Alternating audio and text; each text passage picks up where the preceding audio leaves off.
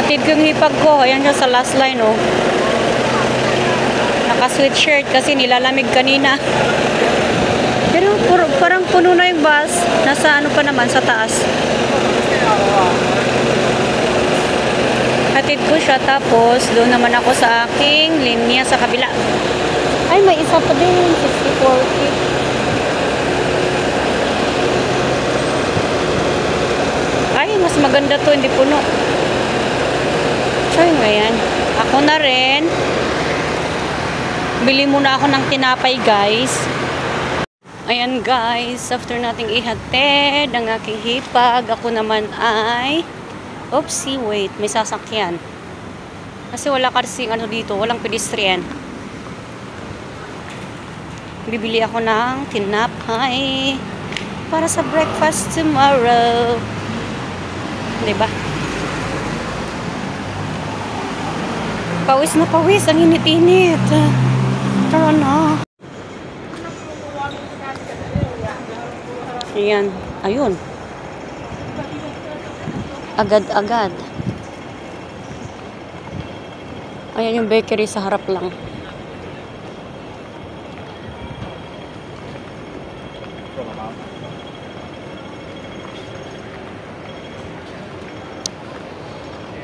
Sige, bili tayo dito ng tinapay.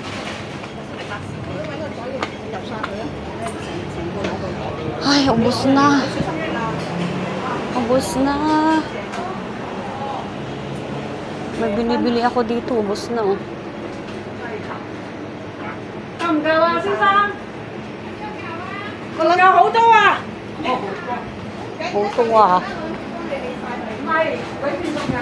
Ano ka bibili ko?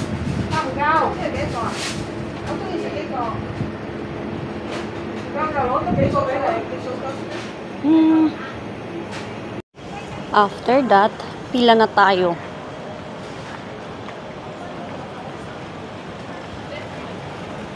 Kaalis siguro nung boss kasi konti pa sila. Yan, dito tayo pila.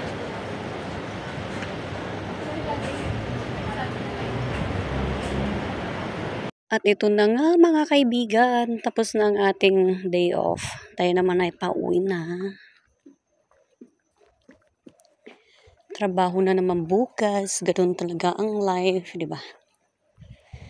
At least, may isang araw tayong day off. Nakakapag-gala tayo sa labas ng bahay nila amo, ganun ba? Malapit lang ako, number 6 na eh, number 9 ako. Ito. Number 6, doon ako sa 9. Napakatahimik, walang katao-tao. Ayan, may isang sasakyan lang tayong makakasalubong.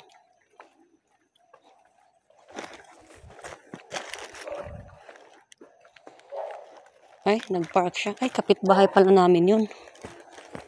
Yun, oh. Kapitbahay, where is my card? Kasi dito, hindi ko alam ang password ng gate namin. Ibinigay ni amo is card. Ito. Itatap ko lang siya, and then okay na. Pwede na tayong pumasok. Nandito kaya sila? Maybe. Tingnan natin. Let's see. Tatap ko lang siya dito. Oo, nandito sila.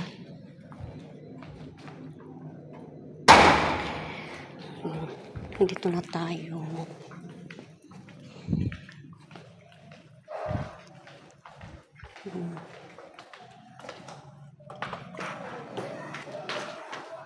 Nanonood sila.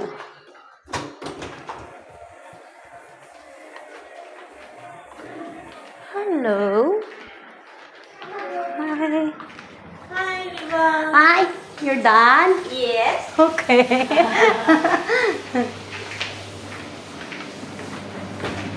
Nandito silang lahat ng dinner. Tadaan. Diba?